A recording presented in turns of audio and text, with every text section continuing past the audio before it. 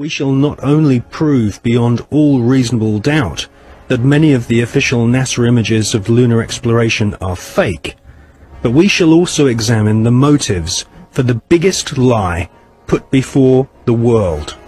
Why did NASA repeatedly fake lunar images and photographs? Why did NASA stage lunar expeditions which did not happen? The answer will surprise you. Clear the launching area.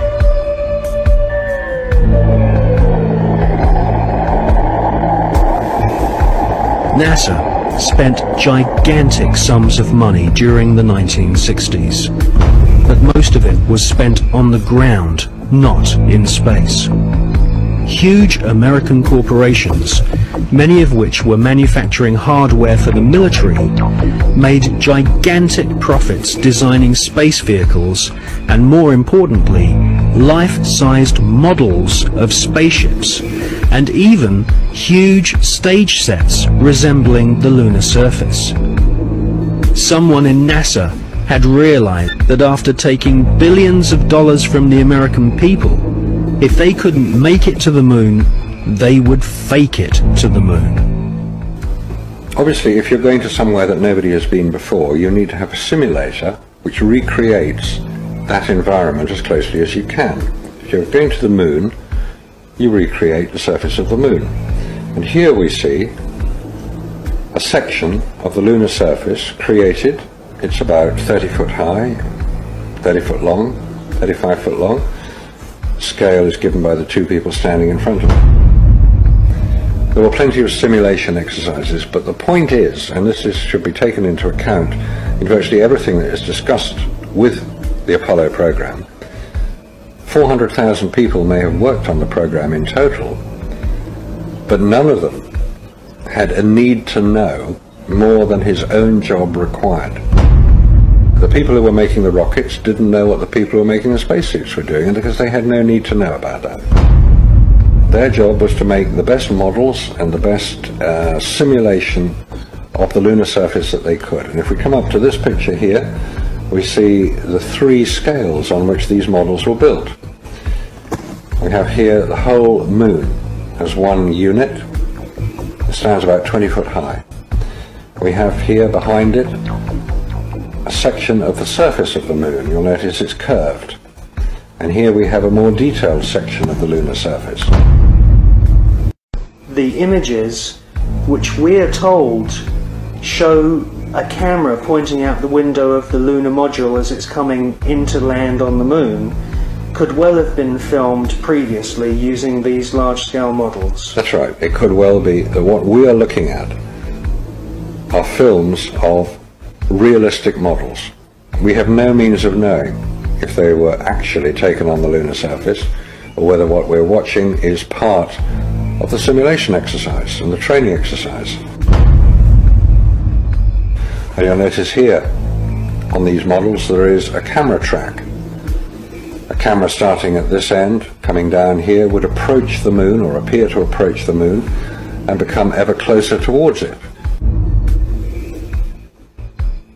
This is a simulation rig that was built. This is the command and service module of the Apollo program.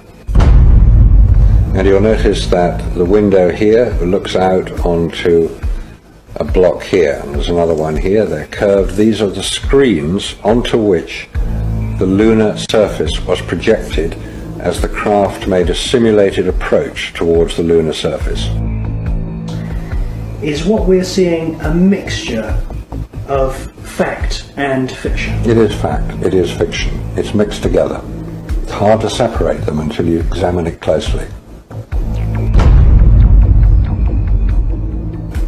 If a spacecraft is in deep space, the only possible explanation for a light seen through the window of the spacecraft is the sun. It's the only bright light in space. If it's not the sun, then it has to be some other artificial light, which implies that that particular image is possibly fiction. July 1961.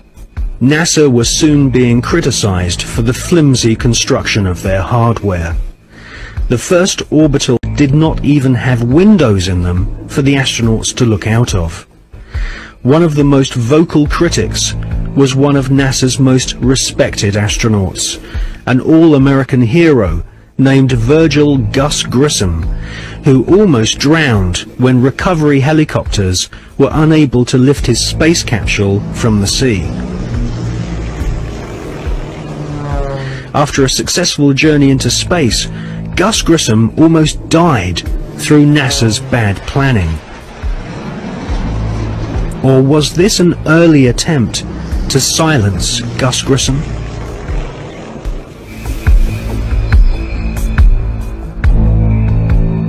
May 1963. Astronaut Gordon Cooper experiences re-entry problems in his Faith 7 rocket ship. The prototype lunar module, known as the LIM, had serious stability problems.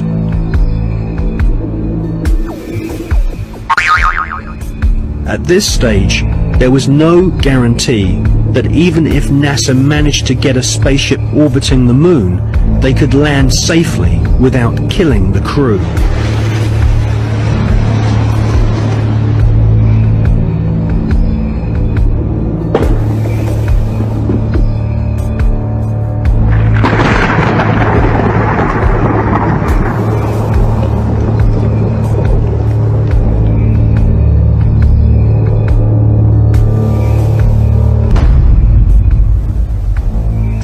Could the footage which we see of the LIM approaching the moon be filmed in a TV studio? It was filmed in a TV studio. There's absolutely no doubts whatsoever about that. And the way that this film was created was by the use of models. There's nothing secret about the models. They exist. You can go and see them today. The models were very lifelike, very realistic. There is one that is a life-size model. It's in Flagstaff in Arizona. It's 2 miles long, and it's an exact replica of the Sea of Tranquility.